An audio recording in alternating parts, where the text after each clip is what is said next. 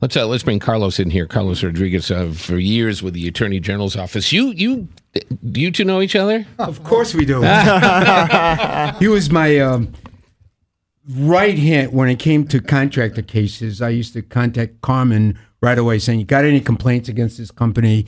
And I used to get a stack of complaints, and then boom, I went to action. Sometimes, if I could. If I've learned anything from your investigations in this regard, in terms of fly-by-night contractors, you say it's way more important, rather than just write down the name of the company, which Carm says really means nothing. Write down the license plate. License plate is a good thing. I remember some folks paying a contractor a personal check, and these guys go right away to the consumer's bank, use a fishing license to cash a check. Oh. I've seen that happen. Really? Yeah, for ID. Yeah. I can't believe that. But you always come up with some good ones. It's a true story. Wow. It sounds to me like the cost for this kind of legislation per se outweighs the profit that would be made. That's what it sounds like to me. If you're talking about from a political standpoint. And the reason it's not passing is because the cost to do it outweighs what a lawmaker would make. Right now, there's 10,000 contractors that we know of on our database in Monroe County.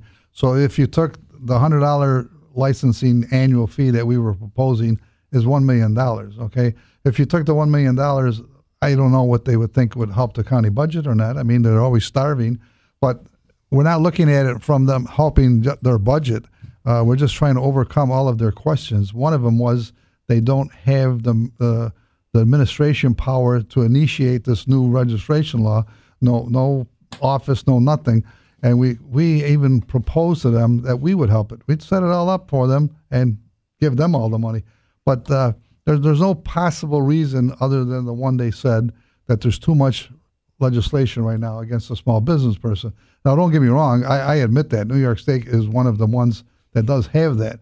But when you have the majority of the honest contractors wanting to get rid of these bums, there is no reason. These guys are not going to mind $100. You know, it's going to give us an avenue to track these people. Right now, this individual that got robbed this weekend, we know his name. That's it. We called the Attorney General. They knew his name, but no address, no phone number. And as you said, if there's no other complaints against this guy. Well, a lot of complaints. But no way to find him. No way to find him. Oh. And the worst part about it is he had a check cashed with his driver's license on it. I tried many sources to find out his address from the driver's license. That's private. We called his bank. They won't give us his account. That's private information. So we have no way of knowing it, and the only way we can get it is the Attorney General told us he has to sue him first to find out the information. Well, I see registration as several pluses plus a couple of minuses. Oh, yeah. Well, Carm, I think, is talking about registration. Well, that's what I'm trying to get the difference between registering and licensing. Yeah. There's no statewide license on home improvement contractors, which I'm totally amazed about that. I think Carmen and I have been, for years, trying to advocate that, and even through AARP has tried to get a bill passed. I think the problem with the state legislation has been that the state, whoever the consumer folks, want a bonding requirement and a restitution fund.